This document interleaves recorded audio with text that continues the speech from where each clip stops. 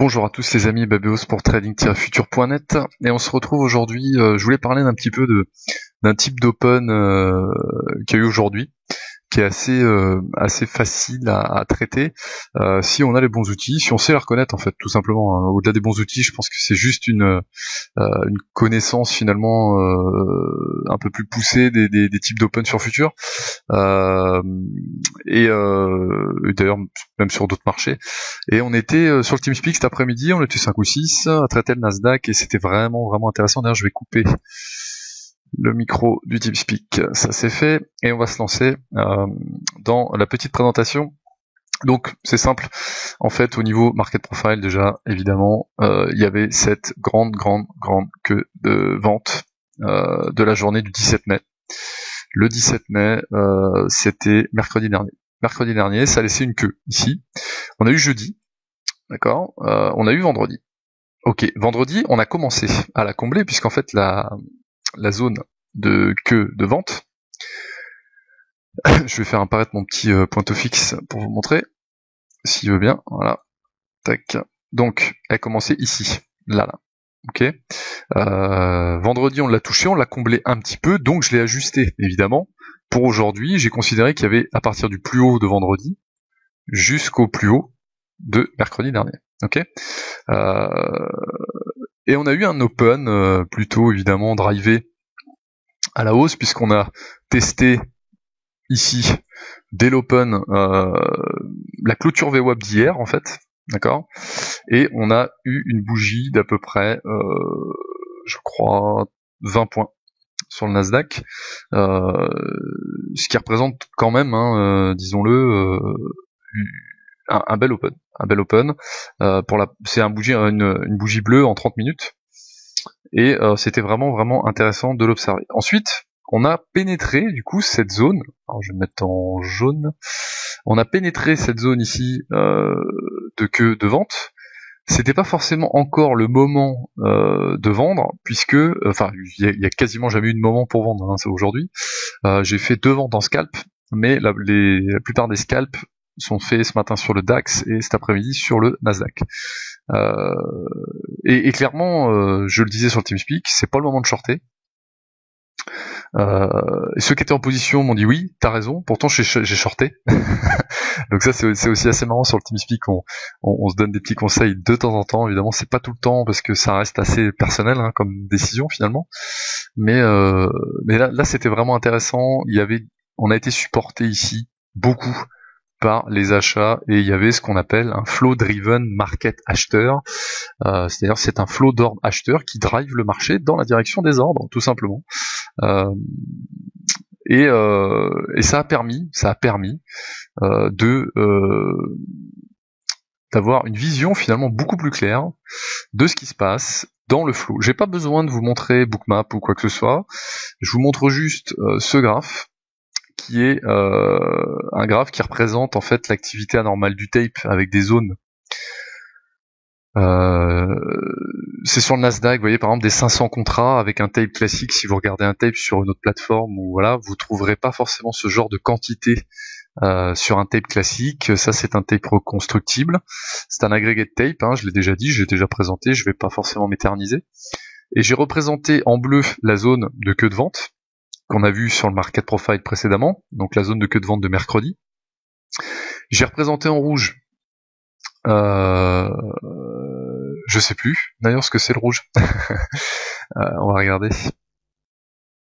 C'était le plus haut du coup de vendredi, d'accord, et l'entrée de la queue d'achat. Bon, là ils sont pas au même endroit, mais normalement ils sont au même endroit du coup. Le plus haut représente le début de la queue d'achat, de vente, je veux dire, d'aujourd'hui, et en jaune ici est représenté le haut de la zone qui représente aussi les plus hauts de mercredi 17, le fameux 17 mai. Et on voit effectivement tout en bas qu'à l'entrée de la zone, à l'open en fait, quasiment, l'open est beaucoup plus bas en fait du coup, parce qu'on a commencé assez bas. Voilà, on a open ici 15h30, on a open là, ok. Et arrivé sur le début de la zone, on absorbe 175 contrats vente, on les voit ici, d'accord, et on en passe immédiatement 109 et 133, et on pénètre la zone. Donc là, la réflexion elle est relativement simple, je pense, au départ, c'est de dire on va faire du volume dedans. Et regardez, là encore j'ai filtré, mais on a un énorme paquet, on a un gros ordre vendeur, mais on a un très gros paquet d'ordres acheteurs, et vendre dans une dynamique comme ça, j'ai pas envie. Pour moi, c'est plutôt direction le haut de la zone. D'accord, en premier lieu. Et si short il doit y avoir, et ben short il y aura en haut de la zone, mais pas avant. Grâce à l'order flow, avec un graphique market profile classique, on aurait peut-être shorté ce niveau. Avec un graph market profile pour nous avertir des niveaux, et le flow pour nous confirmer ces niveaux, ou nous les infirmer. Finalement, l'ordre ici était très bon, puisque pendant quasiment 5 à 7 minutes dès l'open, on n'a pas passé de gros ordres sur le Nasdaq, on a commencé à les passer que quand on a attaqué cette zone, uniquement. Donc c'est là où on voit finalement la puissance des outils, d'accord c'est là où on voit que les outils qu'on utilise, alors c'est vous, c'est moi, c'est tout le monde. C'est pas forcément les outils que moi j'utilise, c'est plutôt les outils. C'est comme ça qu'on voit qu'un outil finalement se complémente avec un autre. J'ai repéré une zone qui doit être comblée, où on doit faire du volume dedans. On a un open test drive, donc on a clairement pour l'instant une direction à la hausse dès l'open, et ça risque de perdurer. S'il n'y a pas de signal contraire dans la demi-heure suivante, ça risque d'être une journée plutôt haussière. Et à l'entrée de ces niveaux, voilà, on a les 531 contrats ici ventes qui ont retenu le marché, on le voit très bien. Ils ont été déclenchés ici, il a retenu le marché ici, ici, ici et ici. Donc c'est ce gros ordre là, représenté par la zone rouge sur le graphe ici, on peut même le prolonger, d'accord, voilà, a retenu le prix tout le long dans cette zone pour l'emmener vers le haut. Et on voit pareil, deuxième session, on casse le plus haut de la session, on passe 121 et 107 contrats acheteurs qui sont retenus par ces contrats. Et là, vous voyez de la liquidité dans Bookmap se présenter. À chaque fois que vous arrivez dans le niveau, vous avez une liquidité plus importante qui va repasser quelques contrats d'achat pour essayer de repousser le prix. C'est des comportements classiques de la liquidité, d'accord. Et arrivé là-haut, 290 contrats acheteurs, 511 contrats acheteurs. Là, il y a du stock qui a explosé, d'accord. Et on a, regardez bien, corrigé en bas de la zone au tick près, je peux zoomer, d'accord. En fait, les différences de grosseur de zone, ça représente tout simplement l'ordre sur combien de ticks il a été exécuté. Par exemple, ici, j'ai 203, d'accord, ici, et j'ai une toute petite zone bleue, contrairement à cette zone bleue qui est plus épaisse, parce que les 203 contrats ont été exécutés sur un seul tick. Si j'ai une zone rouge ou bleue plus épaisse, les contrats ont été exécutés dans la même seconde, mais sur plusieurs ticks. D'accord. Donc c'est pour ça. La zone bleue ici, la grande zone bleue ici, je le rappelle, elle est tracée manuellement par moi-même pour représenter la queue de vente du market profile. D'accord. C'était pour l'explication sur la vidéo. Et donc on voit qu'au tick près, ici en bas, on a corrigé sur ces 298 contrats acheteurs et on est remonté. C'était magnifique aujourd'hui. Tout ça pour dire que si on suit sa stratégie, qu'on suit ses outils et qu'ils sont capables de nous montrer ce genre de choses, et qu'avec notre interprétation, les types d'open c'est pour tout le monde, je veux dire, il faut savoir reconnaître un type d'open. On était dans un open test drive, on arrivait dans une zone, on l'a fracassé à coup d'ordre acheteur, le prix a eu pour réaction de upticker suite à ces ordres acheteurs, et on passait de l'achat, et on passait de l'achat, et on passait de l'achat. 20 minutes après l'open, je savais qu'il y avait beaucoup plus de chances en termes de probabilité. Je savais pas qu'on allait aller là-haut. Attention, il y a une grosse nuance dans mes propos. Je savais pas qu'on allait aller là. Qui peut le dire? Mais pour moi, il était beaucoup plus probable qu'on aille ici, qu'on redescende ici. D'accord? Question de probabilité, question de statistique, tout simplement. Il y a des statistiques qui sont faites sur les open, je vous invite à vous renseigner sur internet. Et puis vous avez vu que j'ai un quatrième graphe, je vais le montrer. Je l'ai déjà montré. À chaque fois que j'en parle, on me demande qu'est-ce que c'est. J'ai l'impression que il faudrait que j'en parle plus souvent. C'est le market profile dynamique. Je l'ai posté sur Twitter tout à l'heure. Il y a eu un beau justement là sur cette au niveau des 56,94. Alors on va regarder 56,94. 56,94. Normalement, ça correspond... C'était à quelle heure? C'était vers 18h, 18h15. Voilà, c'est aux ces alentours-là. Voilà, c'est ça justement. 56, 94. Voilà, on remarque en fait qu'à la cassure,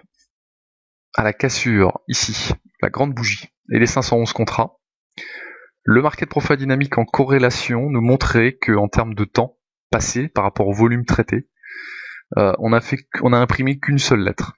Donc on avait une queue d'achat. On a eu une correction, petit à petit, d'accord ? Et moi j'ai indiqué sur ce profil-là, à 19h15, 19h30, d'ailleurs je crois que mon Twitter est encore ouvert, voilà.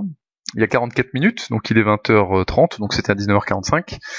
NQ, le market profile dynamique montre des setups classiques, mais à sa manière, assez simple avec Bookmap en complément. Donc il y a la zone d'achat que j'ai représentée en vert, que d'achat créé par la cassure des plus hauts de la session sur le market profile dynamique, et évidemment correction sur la single et l'order flow qui répond par une absorption. Donc tout en bas ici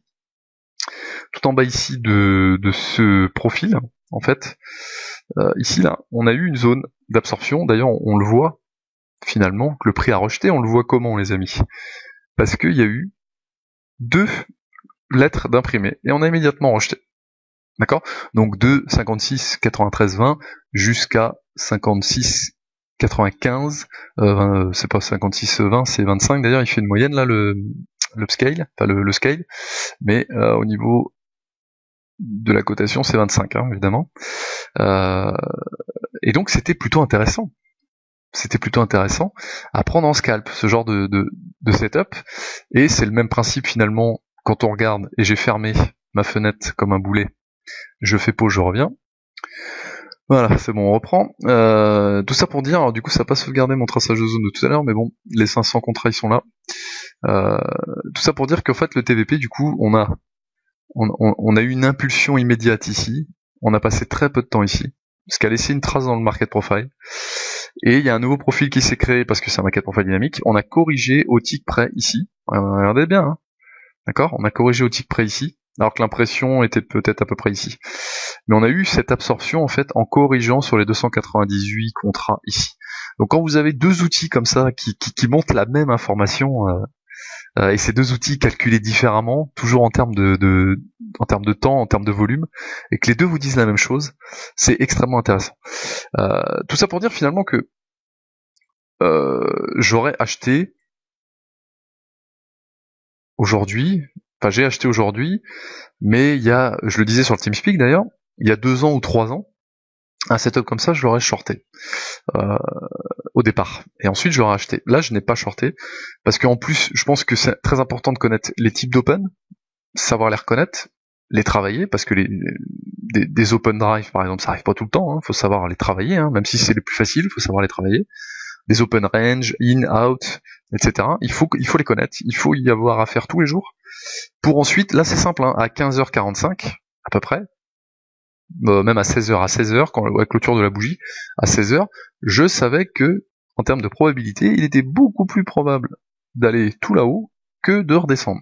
Donc forcément, j'élimine tout short, j'élimine absolument tous les shorts de mes setups. J'en ai pris un, parce que j'ai vu quelque chose, j'ai pris 5 ticks sur le short, par contre je me suis gavé à l'achat. D'accord ? C'est vraiment typique. J'ai regardé mon journal aujourd'hui, oui, effectivement, un short sur le Nasdaq, que des achats ensuite. Parce que on sait qu'au moindre setup d'achat qu'on va voir, il faut prendre le trade, parce que justement, dans l'analyse globale du comportement de l'open, et finalement le comportement des acteurs à l'open, des gros acteurs, on savait que le prix avait beaucoup plus de chances de monter que de descendre. Et ça, sur des choses relativement basiques. En termes de technicité, c'est pas le plus technique, d'accord ? Donc je vous invite évidemment à suivre le forum, à suivre Twitter, à suivre Facebook, à suivre Skype, à me suivre, à venir sur le TeamSpeak si vous voulez plus d'informations. N'hésitez pas, vraiment je suis à votre disposition et je vous dis à très bientôt les amis. Ciao ciao.